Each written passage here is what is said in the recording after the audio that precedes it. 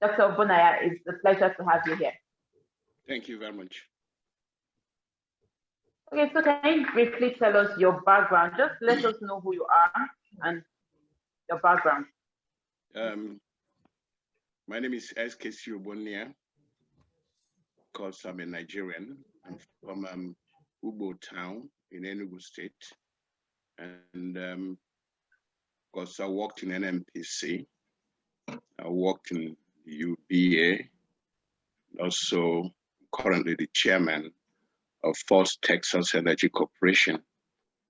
I have a bachelor's degree in civil engineering. I have a master's in sociology, and I have master's in public administration. And I have my PhD in leadership, and I have advanced studies in law. Okay, can you tell us your background in politics, specifically in Nigerian politics? Well, my background in Nigerian politics is I've been an activist the greater part of my life. And I could say that in the year around 2014, I was one of the few who anchored the youth community in supporting Buhari for the presidency of the Federal Republic of Nigeria. And okay, so you not long after. Go ahead. Go ahead. Go ahead, please. Go ahead, I'm listening to you. I supported Buhari in 2015, very aggressively too. So you believe there was a need for change back then? I believe there was a need for change. And I still believe there was a need for change. Okay, so looking at 2015, like so you supported him, but 2019 you ran against him. You were one of the APC Presidential Aspirant against President Muhammadu Buhari, but you dropped out of that race. Why did you run against him, and why did you drop out? As soon as he gained power, we came to realize that he had no business going close to power. He quickly outlived his usefulness. And I thought it was necessary that we let him know that he was no longer wanted in Nigeria as his leader. I thought that him leading the movement that was able to make it possible for an opposition party to gain power in Nigeria is very instructive and will remain important in history. And with that, I thought he should have given way, paved way, had no business whatsoever going for the second term. So you're saying that you ran against him simply because he outlived his usefulness, not because from 2015 to 2019, he did not achieve enough to go for second term. Is that what you're saying? He quickly became a terrorist leader instead of the president of the people. Then he had no business whatsoever to remain Nigeria's president. So why did you quit? Why didn't you go through with the race? I didn't actually quit in the race. They've made it difficult for me to participate the way I wanted to participate. They didn't allow me to buy the nomination ticket. So many things happened. Of course, you guys are Nigerians and you know how they skinned me out. They didn't even allow me to pick up the ticket, pick up the nomination form, sorry. Okay, who is this day that didn't allow you to pick up the nomination form? Because as a Nigerian, it's your right to contest elections, to vote and be voted for. And if it didn't work in APC, why didn't you move to another political party? Well, I'm a realist. I know that you couldn't gain power in Nigeria unless you're in either APC or in PDP. So what's the point going to mushroom party that I know will not be able to, succeed or to? I didn't go to run just to run. I went to run to see if I could gain power, truly gain power. Yeah. So I know as Nigeria stands today, it's going to be very difficult for you to gain power through any of the mushroom parties. So I still believe in the concept of two dynamic parties. Yeah.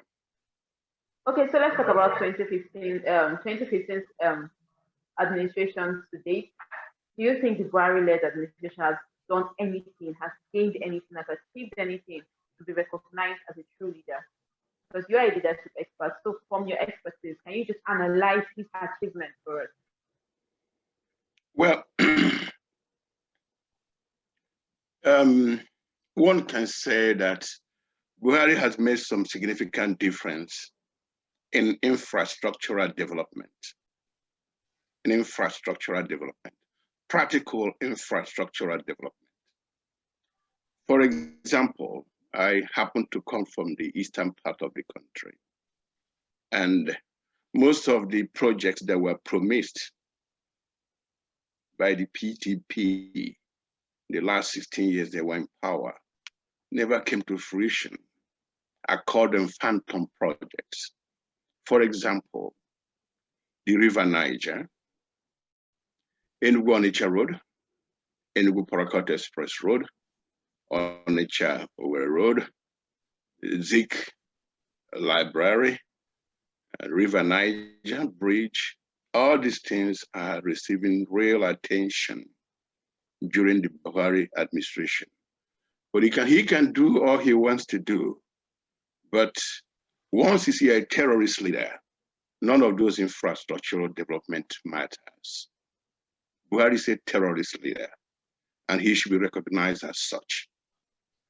There's no point calling him president of the people. People should be waiting with terrorism anytime his name is being mentioned. But Nigerians are very naive. Buhari is a terrorist. Okay, remember that you can participate in the discussion simply by raising your digital hand, and we will try to accommodate you as time permits. You mentioned some of the projects he supposedly accomplished. Now, are you aware that the River Niger that you mentioned that is receiving, in your words, receiving attention is about to fall? The cracks on the road are real, and analysts have been coming out to say that this road is about to fall. It needs to be closed down immediately. But the federal government has not made any statement pertaining to that fact. And the River Niger is something that has been talked about every single time achievements of Buhari has been mentioned. And you just mentioned right now. So do you actually believe that the infrastructure that you're mentioning now, most of them are not phantom projects also? Well, let us be realistic. PDP had 16 years. They gave you nothing. I'm not comparing the PDP well, now. I understand, but eventually leadership is all about comparison. You got to compare A and B and see where we are. We're only waiting Buhari to failure because of the abundant resources within his reach that he failed to capitalize or maximize towards the development of the people. If we don't have any resources, what are you going to be comparing Buhari to? But compared to the previous government, in terms of infrastructural development, yes, Buhari is better there. But when it comes to the general leadership, leading the people, Buhari comes last. That's what I'm saying. I don't want to come to a situation where I'm going to say that, well, Buhari is totally wrong in every aspect of leadership. No, I'm not going to do that. I'm going to give credit where credit is due. If Buhari didn't turn into a terrorist, it could have been a different thing altogether. You keep mentioning, you keep equating Buhari and terrorism and being a terrorist. You said that anytime his name is mentioned, he should be equated to a terrorist. Why are you so confident in your accusation? What do you call human being who goes to the middle of the night to kill people, to terrorize people, to terrorize a community? What is that? What's the meaning of terror? A terrorist is somebody who terrorizes people.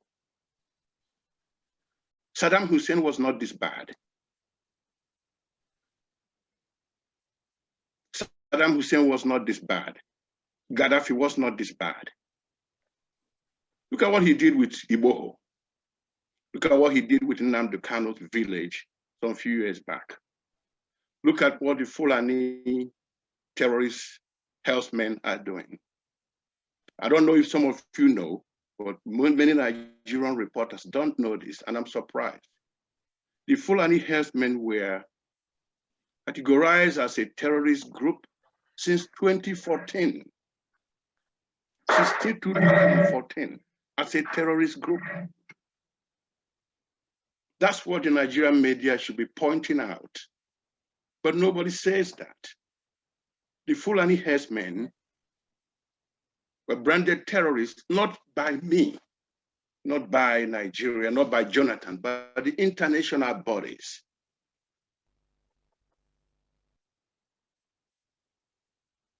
And you are leading a nation where you are allowing such a terrorist group to be roaming around.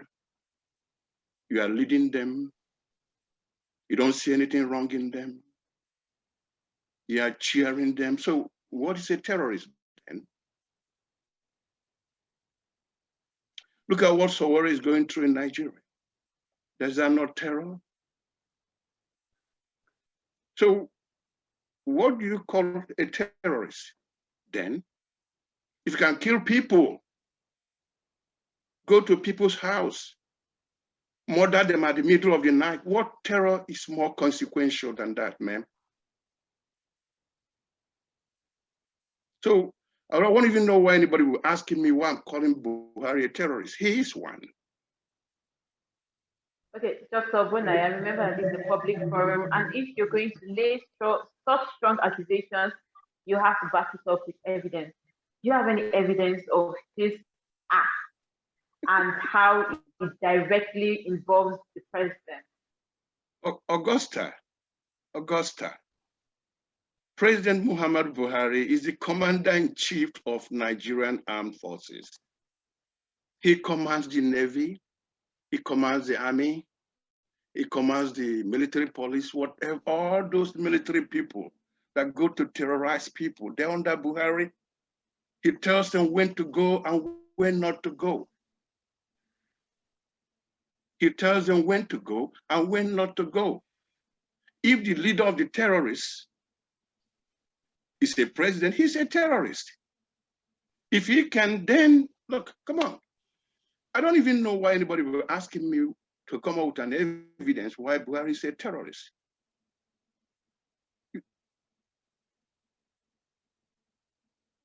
You're looking at the history from the rear view mirror. We've gone beyond that.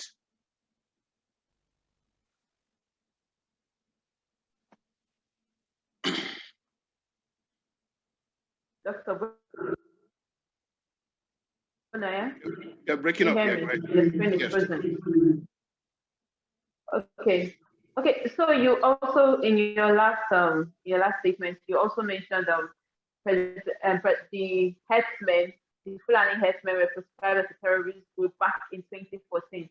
Are you telling me that when you were supporting him in 2015, you did not expect that if he gets to power, he was going to act the way he acted towards the Fulani herdsmen? Well, actually, did not see that coming. No, we never saw that coming. We were looking at Buhari from the prism of Buhari Diabo regime of the 1984-85. We thought he was coming to clean house. That's why some of them supported him. Some of us supported him. We thought he was coming to clean house. We weren't expecting that these crooks, these corrupt men will roam in the street without no consequences. That's why we supported Buhari. He failed us. And that's why I ran in 2019 to see if we could make that difference. Okay, so let's go back a bit in history. His military regime, rather, it's not an administration, his military regime was equated to dictatorship. Historians will tell you that what happened then was typical of a military leader, and it was pure dictatorship. He led the dictate. He has never proven to be a good leader in a democratic setting, and yet you trusted him enough to leave his military training and become a good leader in 2015. That's what you're trying to say. Well, effective leadership is contingent upon the environment. What works in America is not going to work in Nigeria. And what works in Nigeria is not going to work in France or the United Kingdom. As at that point in history, as at time of 2015, we needed more of a strong leader that can influence things to happen. So at the time Buhari gained power, some of you may remember, none of these corrupt people were being arrested. They get to arrest them, the case keep going through the cobwebs some years and all that, they're traveling overseas and all that. So we were looking for somebody who was determined to make that difference. That's what we're looking for. So even though he might have come through dictatorship in the 1984, at that point we thought that some level of, a little bit of this and a little bit of it could help for us to accomplish what we needed to do. After all, don't forget that Jerry Rawlings, at a certain point in history, was viewed as a brutal dictator. But at a certain point too, the world will see him well after he made the desired difference in Ghana. You know what I mean? At that time, Jerry Rawlings was viewed as a maximum dictator. But today, Ghana has become a model in African democracy.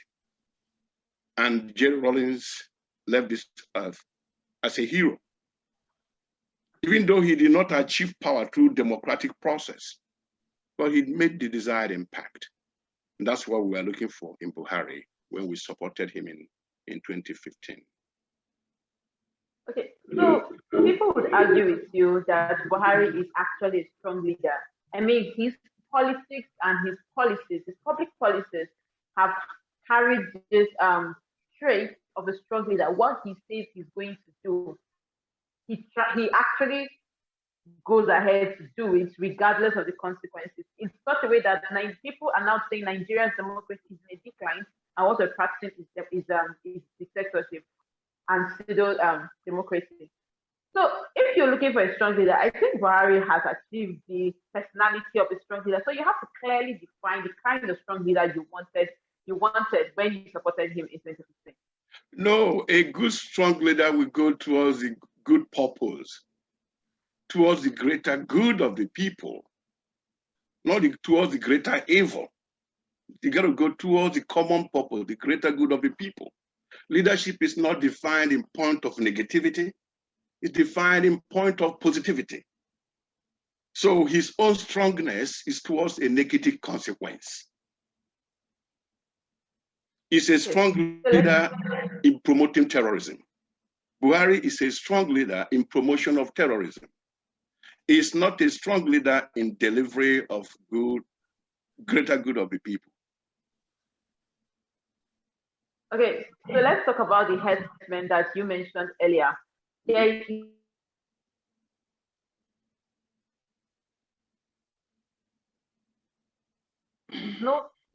Buhari is headsman. And what you link him, is there any direct link between Buhari and the headsmen currently terrorizing most parts of the north and the middle belt?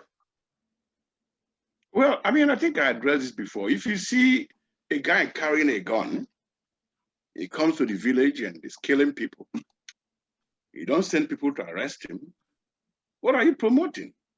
By consequence, you are promoting terrorism. And if you promote terrorism, then you're a terrorist.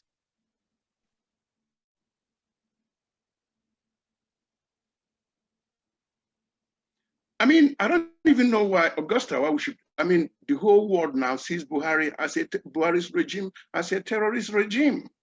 That's how the world views him. Yes, I agree. The world views Nigeria as a democracy in decline, no doubt about that. But you and I know, like you said, you're a realist. The ruling party would most likely remain in power come 2023. What should other parties or what should other people that desire positive change do to change this fact today? You mean what we do to... How can we change this? Well, we have a very... in a normal climb, Buhari should have been removed from power. And it's not late. It's a situation of we having an effective legislature that can realize that the country is collapsing, find a way to impeach and remove him. And the earlier they impeach him, well, if it's not possible, there may also be collapse with it. Things cannot remain like this. That you understand. There's trouble in the East. There's trouble in the West. There's trouble in the North. Things cannot remain like this. Go and look at your history. Evil doesn't prosper for too long. Not for too long. Even Abacha was not this bad.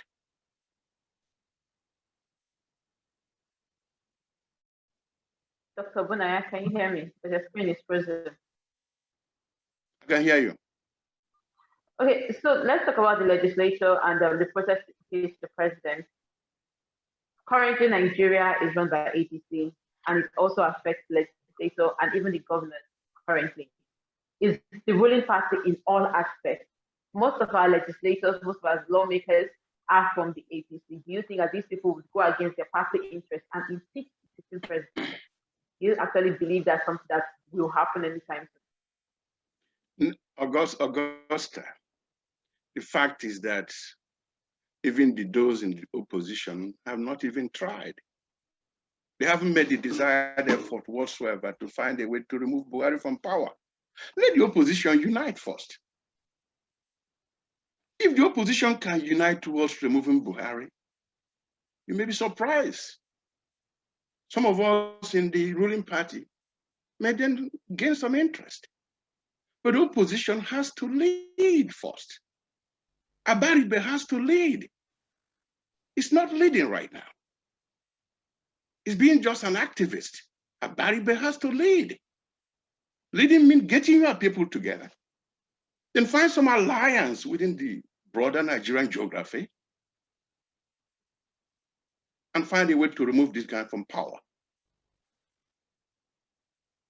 Let the opposition party, the PDP, get united first. If they can get united, then you come to us in the APC. Then we'll see what we can do. But today, PDP is not united. Let's start from the Southeast. Let Abaribe find a way to unite the Southeast first. Let him unite the legislators from the Southeast. Once they are united, because that's what his leadership is all about, right? Ability to unite people. If you're able to unite the Southeast, then you can go to South. Then you can go to Southwest, then not middle belt. Then Buhari collapses. But don't be telling me we can't do this because APC is in power. Someone has to try. Abaribe and Pip and co have not tried. Okay, so let's remember our topic is assessing Buhari's administration from 2015 to 2019. We are trying to look at his administration and if they failed or if they succeeded in helping Nigeria and leading it to a better place than it was back in 2015. Now, let's look at his public policies. Like I said earlier, his public policies have carried a thread of him being a strong leader.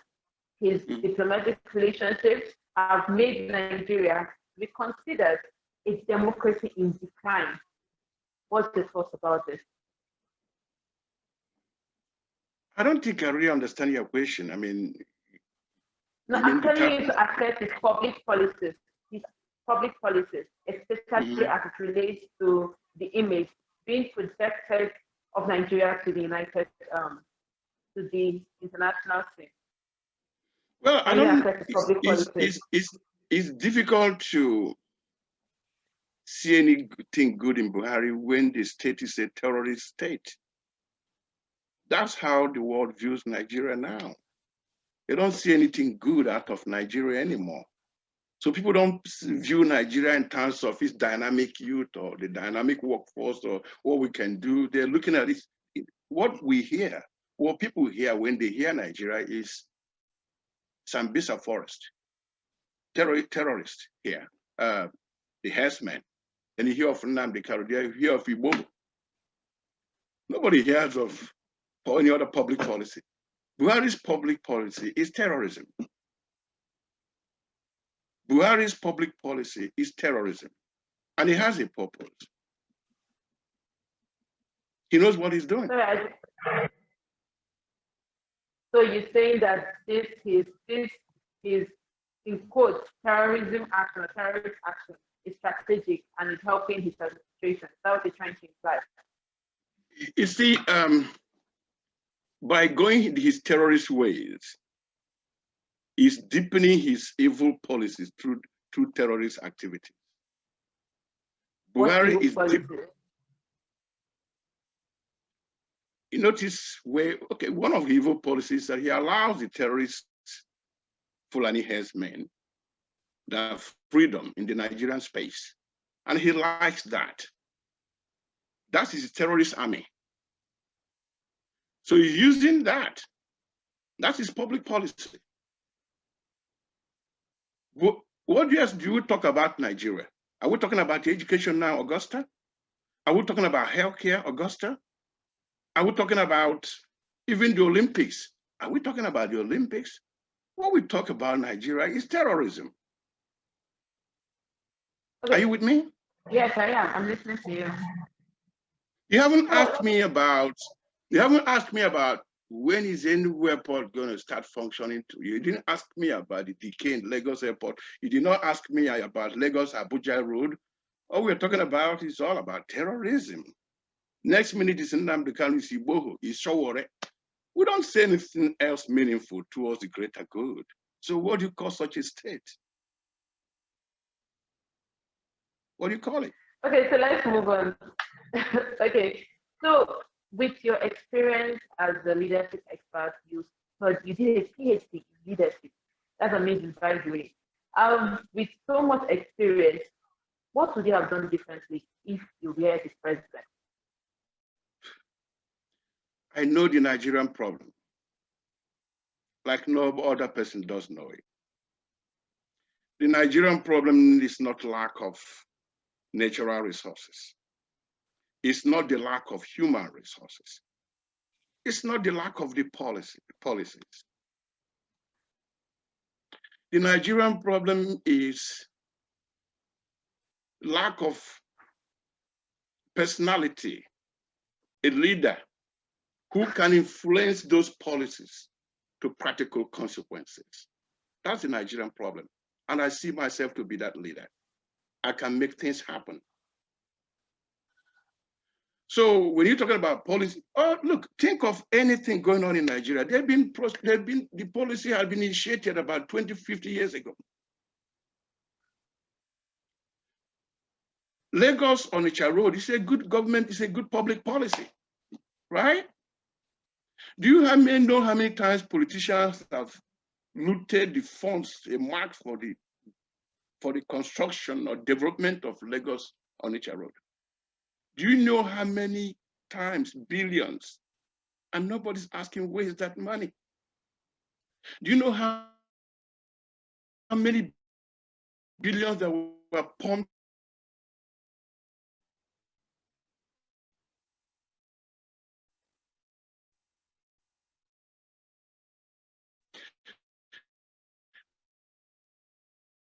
I don't know if have you ever been expecting that it was going to go full stream and the money were all embezzled?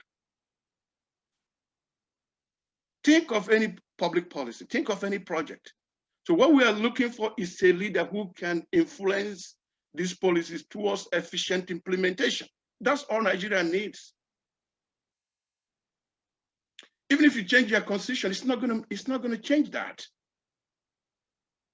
Even if you restructure, it's not going to change that. Or you're looking for a leader who can influence those policies to effective implementation. And it doesn't have to be at the national level. Let the governor of Anambra State show me, lead.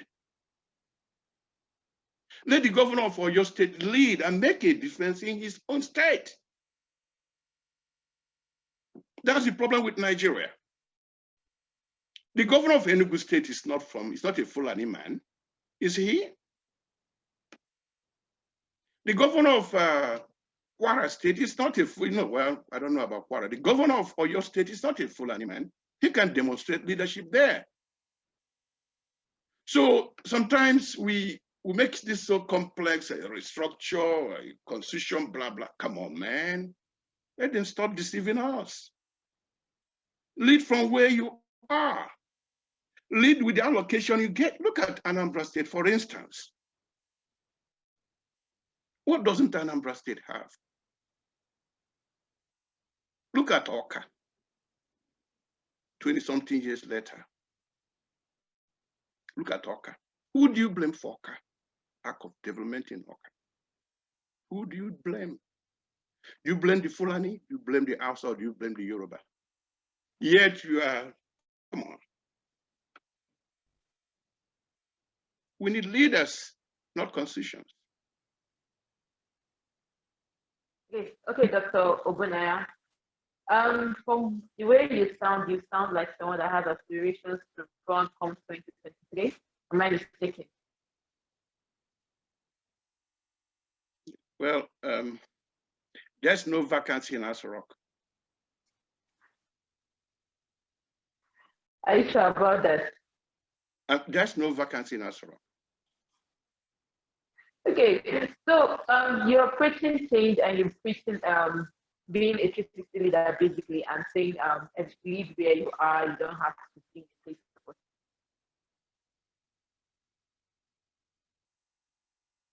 You are breaking up. I didn't hear you. Sorry, do you have any movement? Of course, any organization is putting this idea, especially in Nigeria. Well, of course, we have movements around the world. That movement is, first of all, to find a way that Buhari can step aside. Sorry, I didn't get that. What can you repeat what you said? I said we have a movement, and my movement is geared towards to ensure how Buhari can resign. What movement is that? I said we have a movement, and that movement is purely for Buhari to how he can step aside or resign or be impeached. If he steps aside, if he's impeached, if he resigns, what is the contingency? What will happen later? What next when he resigns or when he's impeached? So if he actually does that, what next? You have somebody in mind. Then we can have free and fair election. You think he's the problem, or he's the reason why we're not having free and fair election right now in Nigeria? Buhari is not promoting free and fair election, and I'm sure you know that. You look at what happened the other day with the electoral laws, right? And none of the leaders there are really praying for free and fair election. They're not. Even those guys in the Senate and House of Representatives. If you want free and fair election, what you should first do is to create a bipartisan electoral commission. I wrote it not long ago. I think it was a report published at Elombah. That's what you need, a bipartisan electoral commission, as in the United States. The APC and PDP and some other should be members of the electoral commission. And what will this achieve? Free and fair election. At least they have some semblance of free and fair. They have a semblance of fairness. You cannot come and dictate who is the electoral commissioner in Enugu State, in Anambra State, in Ogun State, in Katsina State, and expect it to be fair. No, it's not going to be able to. It won't be fair. These are your boys.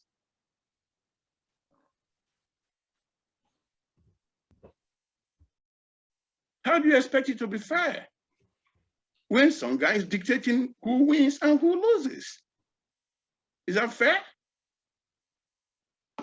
Okay, remember that you can join the discussion simply by raising up your two hands, and we will try to accommodate you. As time permits us, we are discussing accepting President Muhammadu Buhari's administration for 6 years, that's from 2015 to 2019, 2021, that's today. And I would want to ask you about the economic situation in Nigeria. I'd want to ask you a perception of that, but I'm sure you're going to link it back to President Muhammadu as a terrorist and how development cannot happen if Nigeria is a terrorist organization. But do you have anything to say about the economic situation in Nigeria, considering now that $1 is equal to 522 naira, which is a huge leap from what we had back in 2016? Do you have anything to say? Well, that one is simple. Yeah, that one is simple. First of all, they have to invest in power generation, so that you can produce most of the stuff you buy abroad at home.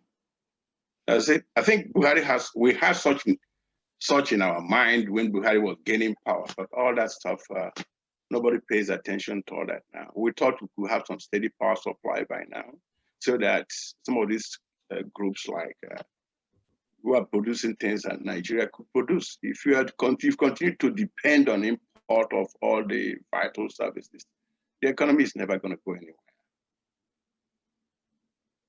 You know, and what surprises me is that we shouldn't take a rocket science to produce power in Nigeria. That's actually my fear. We shouldn't take rocket science to produce power in Nigeria. Right? You shouldn't. It's all games. They know what they're doing. You shouldn't take a rocket science to fix Kaduna refinery or Porako refinery or Warri refinery. They know what they're doing. It's corruption. So I don't even want to talk about all the economic aspect of without thinking about who is in charge. No matter how the type of ideas you have, University of Nigeria and Suka has some fine economists. Same thing with Lagos and the Muhammadu Bello and the Bado and all that. We're not lacking in initiatives or policies on how to articulate a good economic agenda for Nigeria. None of that. What we are lacking is somebody who can influence those policies to action. That's all. Go to UNN archives. You see very sound policies that are lying down there. Every year we are recycling, we are bringing new policies. Do something with the one you have first.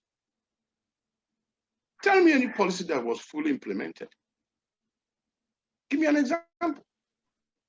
That's the problem. Okay, so Ogbonnia, talking about policies again. Policies are made to strategically implement something. And you have said that President Muhammadu's public policies are in line with his evil intention. Now, when you intend to do something, it means there's an end game. What do you think President Muhammadu's end game is? Come 2023, because 2023 we have to. Let me tell you what Buhari is trying to do. You see, he craves crisis. He's creating crisis everywhere. So what do you? No, I'm trying to say, I say Buhari craves crisis. He's creating crisis everywhere. At a certain point, you may not be surprised he's going to find a way to surrender power, to do some type of palace coup and step aside and allow his militant groups to continue. Before you know it, you find ways he's going to tell people that Nigeria is not in a situation for an election. He's creating crisis. He's doing it on purpose. So you believe his end game is to take Nigeria back to the military regime? His end game is to deepen his evil policies. Buhari has an evil agenda. And see, 2 years is not enough to deepen those policies. Let me ask you a question, Augusta. Who do you think can take over from Buhari and rewrite his policies? Think of it. The entire Nigerian waterways are being managed by his militant group. The whole NNPC is being managed by his militant group. The army, the armed forces are being managed by his militant group. So who is going to be able to remove them so soon? And now he's telling you that all the Fulani from all over the world are now free to come to Nigeria, right? And become citizens by consequence. He wants to deepen those evil policies, and 2 years is not enough. That's what he's doing. Does he act like somebody who wants to leave power? There is secession in the East, secession drive in the East. There is secession drive in the West. He's fighting the East now, he's fighting the West. So how do you think the guy is seeking peace? How do you think someone can conduct election if things continue this way?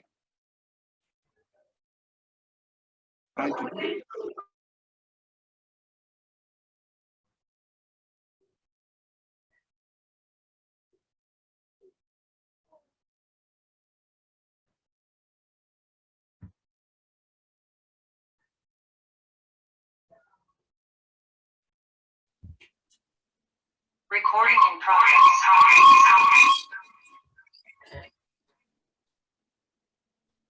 Elombah television. Okay, did you call me?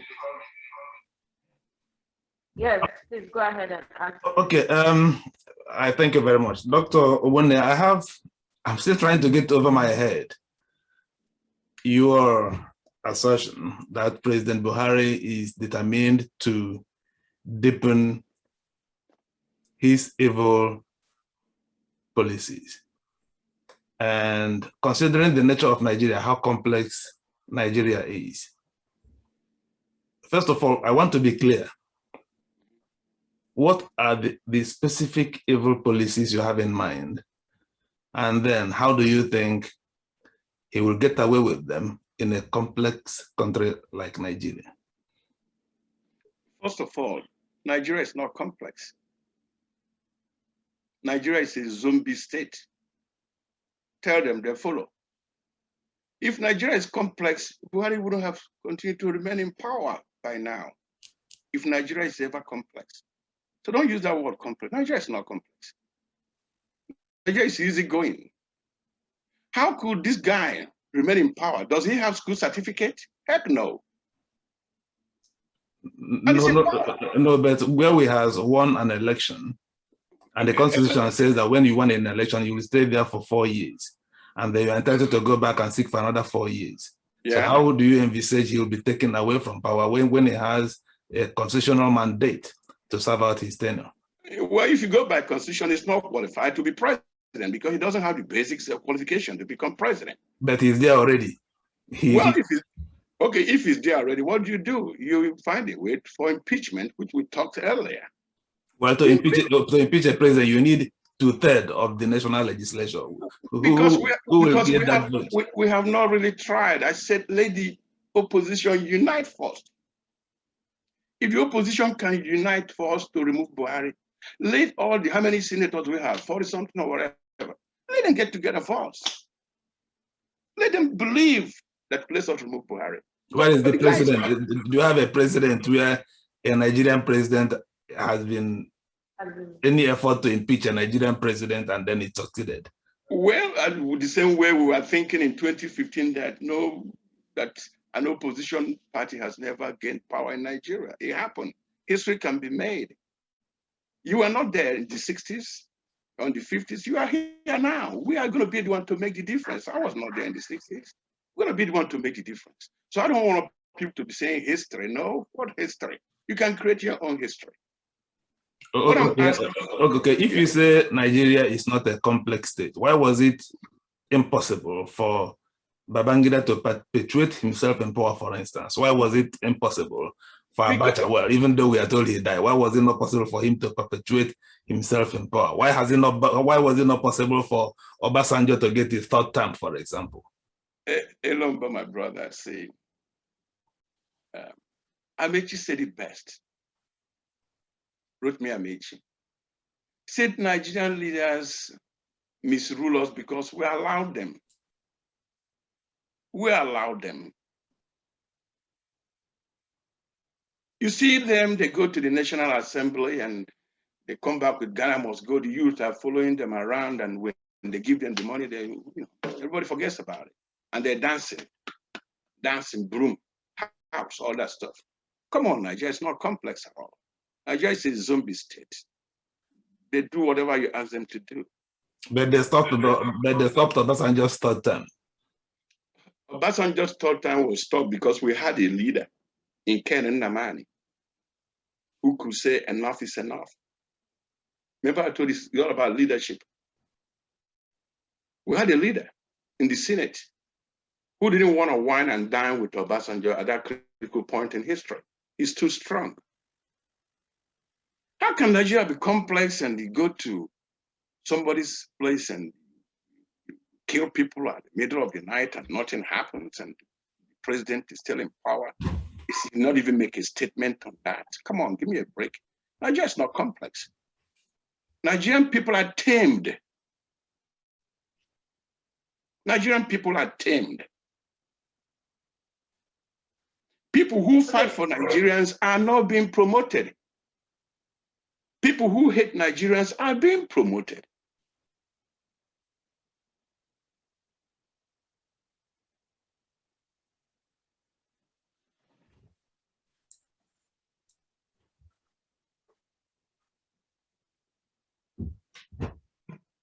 Dr. Ogbonnia, can you hear me?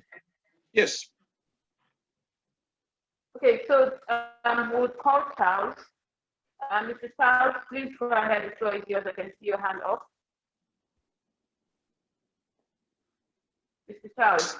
Doctor, it's good to have you. Charles Ozemena. It's a pleasure. I joined the cold region of Plateau State. I mean, just at the present, even though I respect my question. You made an interesting which drew my attention. You said there's no vacancy in Aso Rock. And could you please expatiate on that? I think there was one article I wrote about 2 weeks ago. It was like, if Kano and Igboho, Buhari creating crisis to elongate his power. You see, if Nigeria goes in flames, are you going to be able to have an election? The answer is no. You have election when things are a little bit stable. Do you think you can have an election the year 2021 the way things are? No, you cannot. You're not going to be able to have an election in the West as it stands. You're not going to be able to have an election in the East as it stands. The same thing would even cast in at the home state of the president. You can't have an election in those places. The nation is in crisis. And Buhari continues to propagate this crisis until when it becomes too late to have the election. And you're going to hear, Nigeria Kolobe. You see some type of leaders emerge, which Buhari will produce. There is no way Buhari can be expecting to step aside or do free and fair election where he's in the war, is at war with the East. It's at war with the West. It's at war with the Middle Belt. It's even at war with his own people. Do you think the guy listens to anybody? Heck no. We have such people in history. And the only way we can go about it is, number one, if the senators cannot remove him or the legislature cannot remove him, then we have to find a way to appeal to the international community to help us with Nigeria. But Doc, even taking it from your position, and getting the people to be wise about who is on the top, who is leading us in the person of Buhari, and knowing fully well that if the crisis continues, that will be, it will be difficult to conduct the next 2023 election. Will it not be better that the people realize this and then both Igboho and Kano, and then to relax the agitation in order not to give him excuses not to conduct the 2023 election? Don't you think so? It's a very interesting question. But why I find it difficult to fault Kano or Igboho, because of the mere reason that Buhari may bring somebody worse than him. You know what I'm talking about? So it's important that these noises are necessary. They're necessary for nation building, for national development. They're necessary. You have to have people who agree and people who don't agree. It is important. So what Kano is doing is agitation. Same thing with Igboho. And yes, right now I'm in the state of Texas. I'm in Houston, Texas. And there are people who have been agitating for Republic of Texas since almost 200 years ago. Every day you go on the street, you see people agitating for the state of Texas. You don't lock them up. You don't lock them up. People have the right to agitate. People have the right to agitate. Yeah. Yeah, Doc, but Doc, why I agree with you that people have the right to agitate. But in the circumstances that present itself as ours, where we are dealing with a dangerous person, I don't think it would be wise to adopt what I call it, maybe a foolish strategy, a strategy that makes us look like fools until the man is chased away. Then you can now come up, you know, with their fangs, because you will now be dealing with a more senior leader. Charles. Yes, Doc. I hear you. But you see, when the leaders don't do what they need to do, that's one article I wrote 2 weeks ago, that Nnamdi Kanu is suffering for the failure of Igbo leaders. He's suffering for the sins of Igbo leaders, right? Nnamdi Kanu is suffering for the sins of Igbo leaders. If the Igbo leaders can lead, there'll be no Nnamdi Kanu. If the Yoruba leaders can lead, there'll be no Nnamdi, there'll be no Igboho. Let me give you a good example. If the herdsmen were destroying farms in Yoruba land and Buhari doesn't want to listen, what do governors do? They get together. They can even tell their congressmen, their legislators to get together. They don't have to go to Aso Rock. They can boycott. They can boycott. Send a strong message. But if the herdsmen are destroying farms, then you see a Yoruba senator at Aso Rock dancing, or you see an Igbo senator at Aso Rock dancing, what do you think? So we have Kanu because of failure in leadership by his people. And we have Igboho because of failure in leadership by his people. We have Sowore because of failure in leadership in Nigeria. If these people can lead well, there will be no Nnamdi Kanu. Remember, Nnamdi Kanu started because there was lack of development in Biafra land.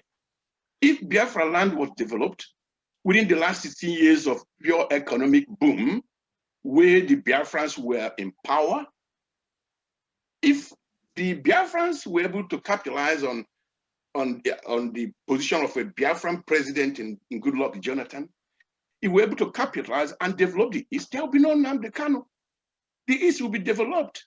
There will be no need for call for secession. The same thing goes with Yoruba. The same thing goes with Middle Belt.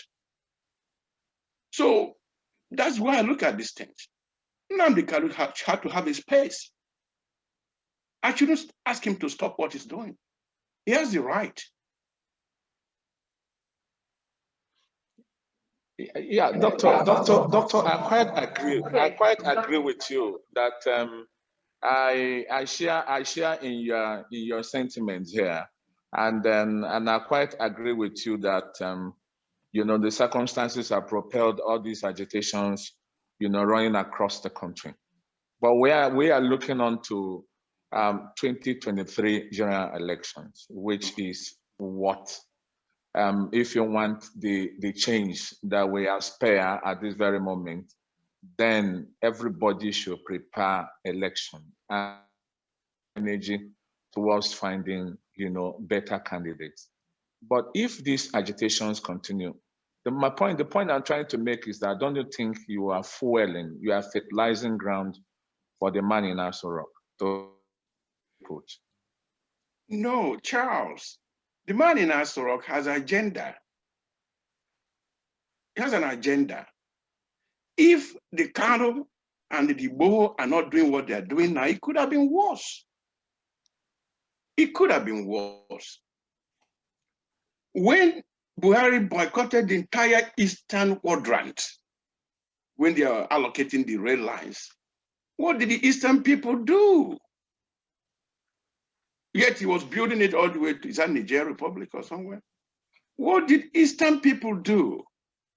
At that point, that's where Abaribe and the South people could have boycotted the National Assembly and sent a strong statement and also asked their federal minister to withdraw.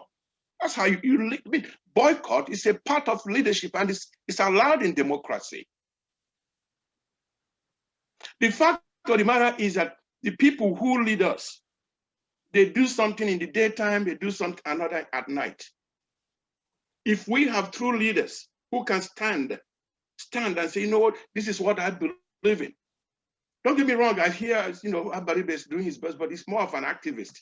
Abaribe is not a leader.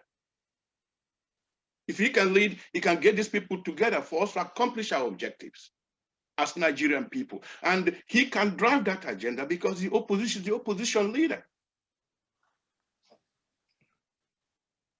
Okay, Doctor, final question from here.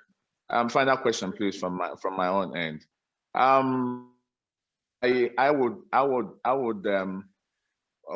want to ask you, Doctor, is it not better that people like you mobilize the rest of the country towards 20 and ensuring that the man there lives? Is it not a better? Because if you continue to stay there, and an agenda he has will continue to be sustainable. Is it not all the leaders, people like you, begin to mobilize the entire nation towards this very goal instead of agitation? No, we're not really. I'm not into the agitation movement. Don't forget, I'm trying to run for the presidency of Nigeria, so I still believe in the one Nigeria. You understand? I think it can still work. So we are doing our part. See, things have changed. Things have changed. We are doing our part from the diaspora. Things have changed. You understand? Things have changed. Buhari's decisions had limitations now. It's not like in the past. Things have changed. We have Nigerian Josephs now. We have people in the diaspora who can, you know, do you know what I mean? The biblical Josephs, right? Yes, I know. Nigeria has produced millions of biblical Josephs who are doing their part. Don't worry, we are working hard. The goal is to make sure that Buhari lives. He has to. Dr. Ogbonnia. Yeah. Just before we let you go, because our time is fast spent, I just want to correct an impression. You said Nnamdi Kanu came as a result of Australian leadership, and the Biafra had their leader, and he failed them. Remember that Biafra is for the Southeast. Goodluck Jonathan was from the South-South. I just wanted to correct that. The Southeast are still agitating that they've not had an Igbo leader, and that's one of their plenty agitations that is costing the Biafran struggle. What do you say about South-South? Jonathan, President Goodluck Jonathan, was from the South-South, not the Southeast. And the fact that Igbos have not produced a president is one of the reasons Nnamdi Kanu is agitating for Biafra. I'm just making that note. Augusta, okay, let's move on. Augusta, please, before you go further, please. Okay. Well, I can see Jonathan is a Biafran. He would argue that. Just a minute. He can't even argue it. Bayelsa was in the old eastern region that fought the Biafran War. It is because of lack of history that I hear people like Abaribe and all these guys representing the Southeast. Biafra is not a Southeast agenda, guys. Biafra is not even an Igbo word. It's more of an Ijaw word. We used to have a bite of Biafra. The person who christened Biafra is not an Igbo man. It's Opigo from current River State. All right. The last president of Biafra is Philip Effion. He's from Akwa Ibom. You understand? The South-South, you know, just a minute. Nzogo, the man well known for 1960s coup that led to the war, is from the South-South. right? Okay, Dr. Ogbonnia. So no, just a minute. Augusta, just a minute. So because that's a real mispresentation in the press, and I'm very disappointed with the Nigerian media for not recognizing this. That's what Nigeria wants you to believe. Biafra is not a Southeast affair. The Igbo people go beyond Southeast. If you want to just limit it to the Igbo people go beyond Southeast. Okay, Ngozi Okonjo-Iweala is an Igbo woman. Pat Utomi is an Igbo woman. Nzog was an Igbo man. They're all in the South. Chibika Amechi is an Igbo man. The same thing with Okuku, the last secretary of Ohanese. Okweche was the president of Ohanese about a few years back, and he's from Niger Delta. But because there's no history anymore in your school, people like Augusta don't know about these things anymore. And that's Dr. Ogbonnia, I studied history and international studies. I'm very, very aware of the old Biafran map. And I'm just trying to let you know that your case is valid, but in current Nigeria, South would argue against it. That's my point. That there's no synergy between Southeast and South currently. It's one of the things we are trying to correct, one of the impressions we are trying to correct. I understand your point. Like I said, I am a historian myself. I understand your point, but it's not accepted currently in Nigeria. That's my point. No, excuse me, Augusta. Do you know what's the name of Dokubo? Dokubo, you know, remember that guy, Dokubo? He's a leader of Biafra. He's a Biafran leader, right? So this is what federal government under Buhari wants you to assume. They want to assume, listen, remember when he called you a dot in the circle, right? That's the goal. And he already captured you. He wants to make the Igbo a dot in a circle, which is not true. That's the goal. Okay. The goal is to assume that Igbo has no access to the sea. That's why they're making it be like Biafra is purely a Southeast affair. That's not true. And that's what they want the younger generation to think. But interestingly, people like Nnamdi Kanu is a student of history. He read and understood what people like us know. Okay, Dr. Ogbonnia, our time is fast spent. We can discuss this another time. Let's call Mazi Okoye. Mazi Okoye, I can see your hands up. Yes, thank you. Thank you, Dr. Ogbonnia. I think listening to you is quite refreshing, you know, because your criticism was not differential to any of these so-called leaders that we have in Nigeria. However, you said, you mentioned, or a quote you said that that effective leadership is contingent on the environment. That struck me to ask you, what is this environment that enables this kind of leadership for so long? Because I believe that what we are seeing today, as you rightly alluded to in your past remarks, that what we are seeing today is not actually made yesterday. It has been, in the making since, from the past 20 years. So what is this environment that enables this kind of evil that we see today in Nigeria? Thank you. Well, what enables this is our legislature is subservient to the executive. Including those in the opposition and in those in the ruling.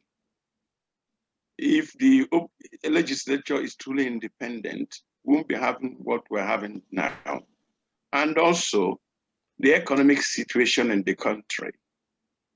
A youth will take 1,000 naira from you to go and buy some airtime than to do what is right. So it is unfortunate, but when it's all said and done, I think the only way we can correct this is through a strong leader who has people at heart, who means well for the country, who wants to create a great legacy not an evil legacy. Okay, and like I said, our time is fast spent, and that's all we can take on today's exclusive interview. We have been discussing with Dr. SKC Ogbonnia. He is a businessman, a leadership expert, and he participated in the 2019 election. He was an APC aspirant. Dr. Ogbonnia, it's been a pleasure having you here. Thank you very much, and let's change Nigeria together.